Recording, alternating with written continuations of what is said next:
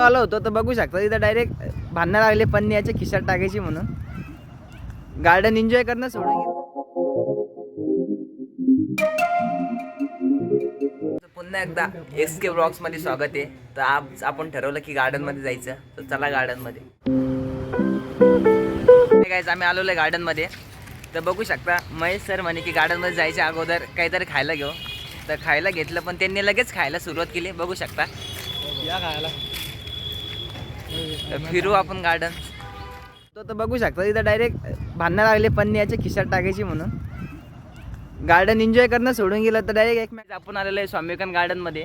तर फोटोशूटसाठी चांगली जागा आहे, तुम्ही येऊ शकता. जर खास करून ट्यू सेंटरमध्ये राहत असेल तर स्वामी विवेकानंद गार्डन मस्त आहे फोटोशूटसाठी. खरंच फोटोशूटसाठी खूप चांगली जागा आहे. तर आता नवीनच इथं गार्डन झालेलं आहे, बघू शकता.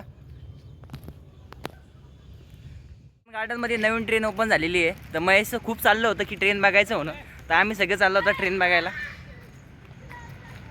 आपल्याला ट्रेन बघायची होती पण आपण खूप मोठी लोक आहे म्हणून ते आपल्याला मध्ये घेत नाही आहे. ते म्हणते तुमच्यासारखी मोठी लोक इथं नको, त्याच्यामुळं आपण बाहेरूनच ट्रेन बघू. पण ट्रेन सध्या त्या साईडला आहे.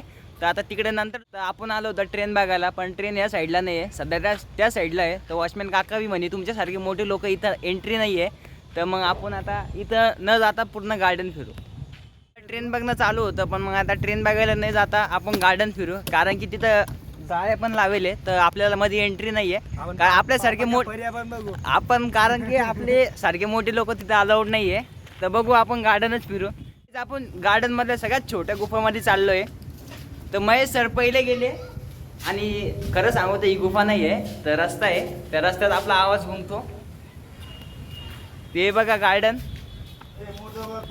आम्ही वरती आलो होतो आणि महेशला चॅलेंज केलं होतं की वरती आहे म्हणून, पण तो येत नाही आहे, तो खालीच आहे.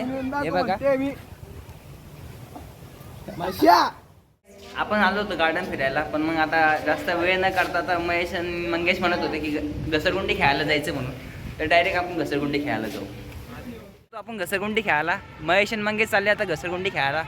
बघू त्यांचे भांडणं लागले कोण पहिले आणि कोण नाही. तर महेश ये पहिलं.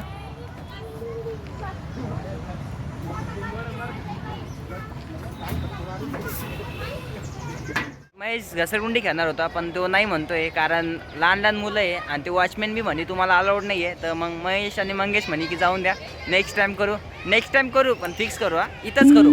आता आम्ही घरी झालं आमचं गार्डन फिरणं. तर भेटू नेक्स्ट ब्लॉगमध्ये. आणि हा व्हिडिओ आवडल्यास नक्की लाईक करा, शेअर करा आणि सबस्क्राईब करा. तर बाय.